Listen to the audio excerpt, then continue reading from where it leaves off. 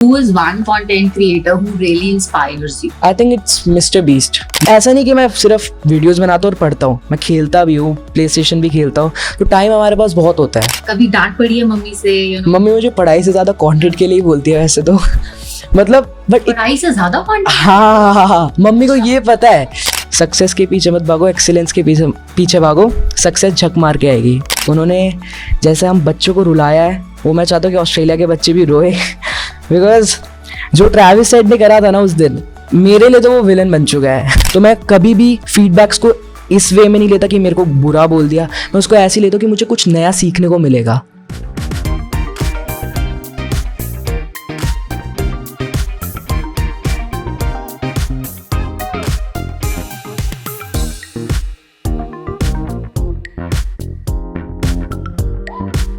Hello everyone, this is Siddhi Kapoor and you all are watching Who's That 360 and today I have with me a very special person, Gen Z content creator है आज हमारे साथ, just 14 years old, Aditya Shukla. Aditya, thank you for joining us. Thanks for having me. जब मुझे पता चला कि मुझे आपको इंटरव्यू करना है, मुझे समझ नहीं आया मैं क्या पूछूंगी। I was so excited. कैसा लग रहा है आपको? मुझे बहुत अच्छा लग रहा है यहाँ पे आके, और इतना कंटेंट बनाया मैंने स्टार्टिंग से, और आज मैं आपके साथ पॉडकास्ट कर रहा हूँ, तो मुझे बहुत अच्छा लग रहा है, बहुत अच्छी फीलिंग है। That's so good. So Aditya, इतनी यंग एज में आपने शुरू करा कंटेंट बनाना, आप खुद शूट करते हो, क्रिएट करते हो, एडिट करते हो, तो मतलब क्या मोटिवेशन थी? मोटिवेशन आज सच कोई नहीं थी। मतलब मैं अपनी कज़न के साथ वीडियोस बनाता था, मैं उसके घर गया हूँ, वो मेरे घर आई है, हम फंक्शन में मिले, तो हमने टिकटॉक पे ऐसी कोई नॉर्मल सी वीडियो बना ली। मैंने लॉकडाउन के टाइम पे अपना एक अकाउंट बनाया था टिकटॉक पे, तो उस पर मैं वीडियोस बनाता था, ट्रांजिशन वीडियोस। एक क्रिएटर है फ्रॉम जर्मनी, फैल्को पंच, तो उसकी वीडियोस मुझे बहुत फैसिनेटिंग लगी, तो मैंने यूट्यूब से सीखा कि कैसे बनाते, ट्यूटोरियल्स देखे ट्रांजिशन वीडियोस के, और फिर मैंने बनाई। थोड़ी सी बेकार बनी थी बट ओवर टाइम इम्प्रूवमेंट आई, तो लोगों को पसंद भी आई। फिर उसके बाद जब रील्स आया तो इंस्टा का सर्वर भरना चालू कर दिया। टिकटॉक बंद हो गया था? हाँ, टिकटॉक बैन हो गया था। तो जब इंस्टा का भर रहा था, फिर वहाँ पे भी लोगों को पसंद आने लग गई वीडियोस, और कुछ टाइम के बाद मैंने बहुत सारी ट्रांजिशन वीडियोस डाल दी थी। कुछ टाइम के बाद मुझे ऐसा लग रहा था कि मैं अपने आप को ना एक्सप्रेस नहीं कर पा रहा हूँ उसमें, ट्रांजिशन वीडियोस में, बिकॉज और एक तो लिमिट भी थी कि मतलब मैं कितना ही कैमरा हिला लेता कि 30 सेकंड्स था, 60 सेकंड्स। हाँ, 60 सेकंड का, बट ट्रांजिशन वीडियो 15-20 सेकंड्स की भी बनाने में 3-4 घंटे लग जाते थे। तो मैंने सोचा कि बिकॉज मैंने फ़नी कंटेंट बनाना स्टार्ट कर दिया, तो मैंने देखा कि फ़नी कंटेंट बनाने के लिए मेरे पास कितना सारा कंटेंट है। मेरा कंटेंट जो है मेरे चाइल्डहुड के अराउंड रिवॉल्व करता है। मेरे स्कूल में क्या क्या हो रहा है उस पर मैं कंटेंट बना सकता हूँ, मेरे घर में क्या क्या हो रहा है उस पर हम इंडियन फैमिली में है, तो उस पर बहुत सारी फ़नी चीज़ें होती है, रिलेटेबल चीज़ें होती है, तो मैं बहुत सारी चीज़ें कर सकता हूँ उसमें। तो मैंने फिर फ़नी कंटेंट बनाना स्टार्ट कर दिया, और अभी बना ही रहा हूँ। और बहुत अच्छा बना रहे हो। Thank you so much. Okay, so you know your content is going viral around the T20 World Cup. So Yeah. क्या आपकी उम्मीदें हैं? What are your hopes this time? Do you think we are going to win? Performance तो India की अच्छी है। जो हमने अभी ग्रुप स्टेज पे खेला है वो बहुत अच्छा खेला है, सारे मैच जीते हैं। टॉप ऑर्डर थोड़ा सा नहीं चला, बट बॉलिंग हमारी बहुत स्ट्रॉन्ग है। और अभी जो सुपर 8 में भी हमारा ग्रुप है, अफगानिस्तान है, बांग्लादेश और ऑस्ट्रेलिया है। तो बस ऑस्ट्रेलिया से थोड़ा सा डर लग रहा है, बट 2 टीम्स क्वालिफाई करनी है, तो मुझे लगता है कि इंडिया और ऑस्ट्रेलिया करेगी। अफगानिस्तान और बांग्लादेश को मुझे लगता है हम हरा देंगे, इतने स्ट्रॉन्ग है हम। और मैं चाहता हूँ कि हम बदला ले ऑस्ट्रेलिया से, कि ऑस्ट्रेलिया हमारे साथ फाइनल में आए, बिकॉज उन्होंने जैसे हम बच्चों को रुलाया है, वो मैं चाहता हूँ कि ऑस्ट्रेलिया के बच्चे भी रोए बिकॉज जो ट्रैविस साइड ने करा था ना उस दिन, मेरे लिए तो वो विलन बन चुका है। तो मैं होप करता हूँ कि ऑस्ट्रेलिया आए फाइनल में और हम उनको हराए बुरी तरह, बहुत अच्छे मार्जिन से। Let's hope कैसा ही है। हाँ बिल्कुल। अच्छा, तो कंटेंट क्रिएशन की बात करें तो who is one content creator who really inspires you?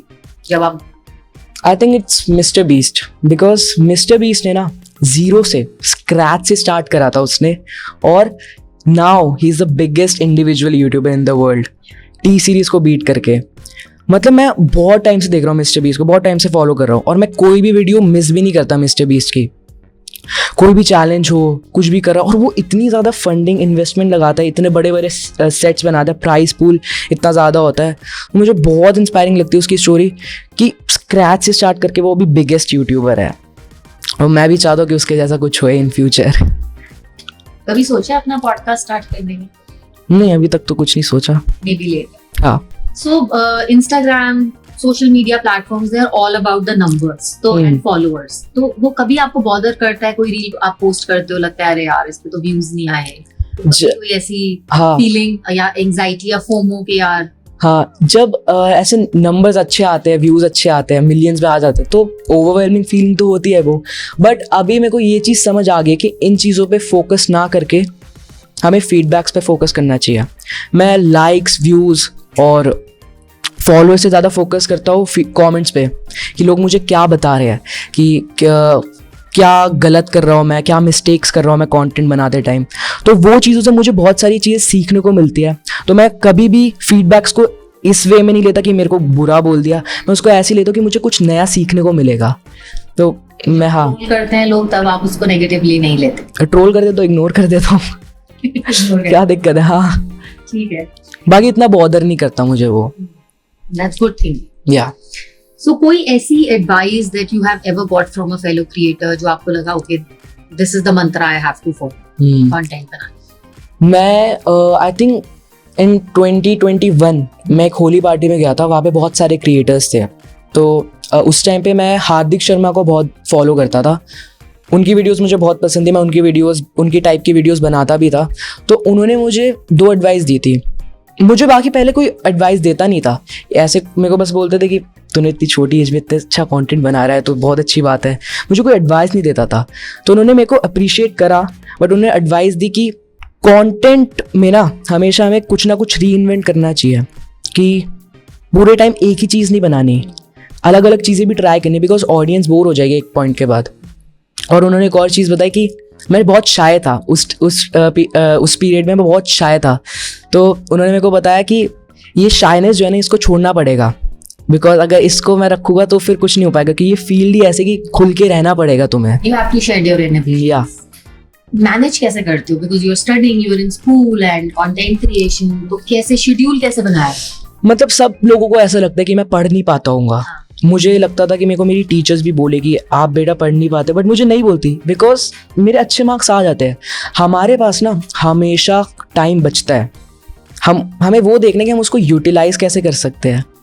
जैसे अब मैं वीडियो बना रहा हूँ, वीडियो में मेरे को ट्रांजिशन वीडियोस में टाइम लगता है, एक वीडियो प्लानिंग से लेके। हाँ, सबसे पहले तो एक टॉपिक होना चाहिए। जैसे मेरे पास कोई टॉपिक है कि हम क्या करते, खाना खा रहे हैं, हम क्लास में मैम पढ़ा रही खाना खा रहे हैं, वो एक टॉपिक है। अब उसको डेकोरेट करना है हमें, उसकी स्क्रिप्टिंग करनी है, उसको एडिट कैसे करेगा, उसके शॉर्ट्स कैसे हो गए, सब खुद करते हो आप या मैं भैया से डिस्कस करता हूँ ना ये सब चीज़ें। टॉपिक कभी कभार मैं ले आता हूँ, कभी कोई ट्रेंड चल रहा होता है, कभी भैया ले आते हैं कुछ, तो हम उस पर फिर एक पूरा वो डिसाइड करते हैं कि कैसे शूट होगा, क्या स्क्रिप्ट, क्या वो लाइंस हो गए, क्या डायलॉग्स हो गए। हाँ, या फिर कोई भी बाहर जाना होता तो बाहर भी कर लेते हैं। तो बाकी टाइम मैनेज हो जाता है, हमें बस टाइम बहुत होता है, हम या तो उसको वेस्ट कर रहे होते हैं, हमें उसको यूटिलाइज करना आना चाहिए। बाकी ऐसा नहीं कि मैं सिर्फ वीडियोस बनाता हूँ और पढ़ता हूँ, मैं खेलता भी हूँ, प्ले स्टेशन भी खेलता हूँ, तो टाइम हमारे पास बहुत होता है। इतनी कम एज में इतनी मतलब विजडम वाली बातें अच्छा लग रहा है सुन के, because kids at your age are still they don't want to invest their time wisely, so that's a good thought. नहीं, मेरी ऐसी एक थिंकिंग है कि मतलब मुझे मेरी मम्मा ने बताया था ये चीज़ कि अगर मैं इस टाइम पे हार्ड वर्क कर लूँगा तो मुझे आगे जाके ज़्यादा हार्ड वर्क नहीं करना पड़ेगा, आगे जाके मैं मज़े करूँगा। बट वैसे व्हाट हैव यू थॉट कि मैंने अब आगे इसी लाइन में ही कंटिन्यू करना है, या do you have other plans other than content creation? मतलब ऐसे कोई कुछ अलग प्लान, लाइन ऑफ प्रोफेशन और any other career that you want to take? मैं चाहता तो हूँ कि मैं एक्टिंग में जाऊँ, बट अभी इतना कुछ मैंने सोचा नहीं है उसके बारे में। अभी मैंने सोचा कि कंटेंट पे part of this a series या ओके, सो वो का एक्सपीरियंस कैसा था? बहुत अच्छा एक्सपीरियंस, मतलब लाइफ का बेस्ट एक्सपीरियंस था वो पता है कैसे हुआ था? मतलब मुझे डीएम आया था वायरएफ कास्टिंग का, उन्होंने बोला था एक ऑडिशन दो, तो मैंने ऑडिशन जब दिया था तो 2 ऑडिशन दिए थे। एक तो उन्होंने बोला था ये कैरेक्टर प्ले करना है, और एक उन्होंने दिया था कि उसमें वो मेरी एक्टिंग टेस्ट कर रहे थे कि मैं नॉर्मल कैसे बोल सकता हूँ ये डायलॉग। तो मुझे बस वो बिल्कुल सटल वे में बोलना था।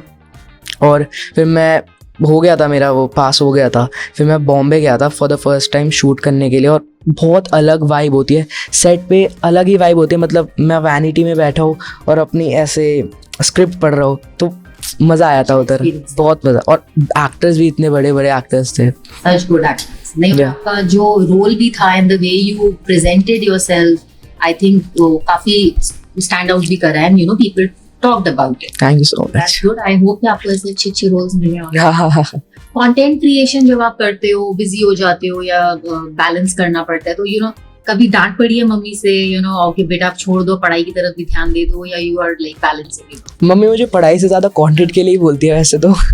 मतलब बट पढ़ाई से ज्यादा कंटेंट? हाँ, मम्मी को ये पता है कि मैं मतलब पढ़ाई कर लेता हूँ। मैं मेरे को अपनी पढ़ाई का पता है, मैं रिस्पॉन्सिबल हूँ इस चीज़ के लिए कि मम्मी सबको मिले कि बेटा पढ़ाई छोड़ो, कंटेंट नहीं, मतलब पढ़ाई के लिए भी बोलती है, बट कंटेंट के लिए थोड़ा ज़्यादा बोलती है। कि मैं ट्यूशन भी जाता हूँ, मेरी क्लासेस भी होती है, ऑनलाइन क्लासेस भी होती है, तो मेरे पास बहुत टाइम रहता है। तो मम्मी को पता है कि ये पढ़ लेता है, तो इसको थोड़ा कंटेंट के लिए ही बोल देती हूँ कि अपने स्किल्स ही डेवलप कर ले।